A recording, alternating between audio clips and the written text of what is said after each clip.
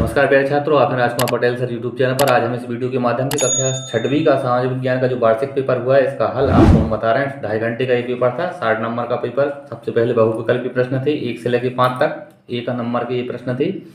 पहला प्रश्न है, स्थल जल तथा वायु के बीच एक सीमित भाग है तो ये जीवमंडल है। डी ऑप्शन इसका सही है। अगर आपने डी को टिक किया है तो सही है आंसर आपका।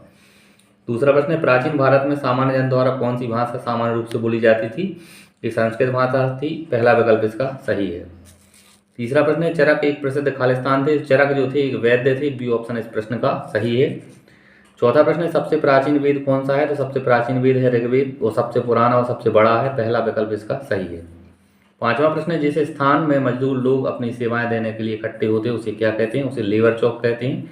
इस प्रश्न का भी पहला विकल्प सही है। आगे रिक्त स्थान है। प्रश्न क्रमांक 6 से लेकर 10 तक। छठवां प्रश्न है, जैन धर्म के 24वें तीर्थंकर खालिस्तान थे। तो 24वें तीर्थंकर थे महावीर स्वामी। आप खालिस्तान में लिखेंगे महावीर। सातवां प्रश्न है, भरूच का यूनानी नाम खालिस्तान है। भरूच का यूनानी नाम है बरीगाजा। यहाँ आप लिखेंगे खालिस्तान है बरीगाजा। आठवां प्रश्न है, खालिस्तान के कार्यालय में जमीन से जुड़े विवाद के मामले सुने जाते हैं। तो यहाँ आएगा तहसीलदार। आगे 9वां प्रश्न है, वह स्थान जहाँ बहुत सी दुकानें होती हैं उसे खालिस्तान कहते हैं। उसे हम बाजार कहते हैं। खालिस्तान में लिखेंगे बाजार।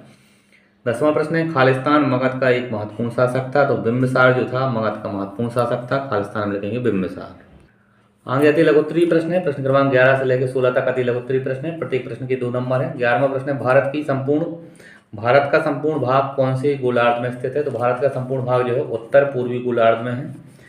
12वां प्रश्न है, पुरापाषाण काल को कितने भागों में विभाजित किया गया है? तो पुरापाषाण काल को 3 भागों में विभाजित किया गया है। निम्न पुरापाषाण काल, मध्य पुरापाषाण काल और उत्तर पुरापाषाण काल। 13वां प्रश्न है, अभिज्ञान शाकुंतलम में किसकी कहानी का वर्णन है? तो अभिज्ञान शाकुंतलम में दुष्यंत और शकुंतला तथा उनके पुत्र भरत की कहानी का वर्णन है।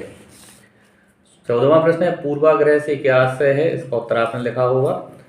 15वां प्रश्न है, सूरत में भयंकर प्लेग कब फैला था? तो सूरत में भयंकर प्लेग जो है 1994 में फैला था।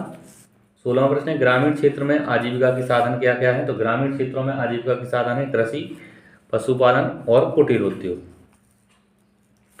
आगे है लघुत्तरीय प्रश्न। 17वां से लेकर 22 तक लघुत्तरीय प्रश्न है। प्रत्येक प्रश्न के 3 नंबर हैं। प्रश्न 17वां है, पृथ्वी पर जीवन को प्रभावित करने वाले कारक कौन कौन से हैं? 18वां प्रश्न, लीप वर्ष से किसे कहते हैं? लीप वर्ष में कितने दिन होते हैं? तो वह वर्ष जो 29 दिन की जिसमें फरवरी होती है वो लीप वर्ष होता है। और लीप वर्ष में जो है 366 दिन होते हैं। 19वां प्रश्न है, हड़प्पा कालीन जल निकासी व्यवस्था की 2 विशेषताएं। 20वां प्रश्न है, किन्हीं 2 प्रसिद्ध महाकाव्यों के नाम। तो पहला हमने यहाँ लिख दिया रामायण और महाभारत 2 प्रसिद्ध काव्य हैं। आप और भी लिख सकते हैं। 21वां प्रश्न में लिखा है समीर 1 और समीर 2 में कोई 3 अंतर लिखिए। 22वां प्रश्न है, मतदाता की उंगली पर स्याही का निशान क्यों लगाया जाता है? आगे दीर्घोत्तरीय प्रश्न है। प्रश्न 23 से 30 तक दीर्घोत्तरीय प्रश्न है। 5 नंबर के प्रश्न है। 23वां प्रश्न है, भौतिक मानचित्र किसे कहा जाता है? भौतिक मानचित्र की विशेषताएं। 24वां में उत्तरी मैदानों में अधिक जनसंख्या निवास करती है, क्यों? 25वां है, मौर्य साम्राज्य के प्रशासन की प्रमुख विशेषताएं। और 26वां है, ग्राम पंचायत के प्रमुख कार्य आपने लिखे होंगे। तो आप भी अपनी पुस्तक से उत्तर मिलाएंगे। इस प्रकार से प्यारे छात्रों, इस वीडियो के माध्यम से हमने कक्षा 6वीं सामाजिक विज्ञान विषय के पेपर का हल आपको बताया। अगर आपको पेपर का हल अच्छा लगा तो आप चैनल को सब्सक्राइब करें और वीडियो को लाइक करें, अपने दोस्तों के साथ शेयर करें। धन्यवाद। जय हिंद। वंदे मातरम।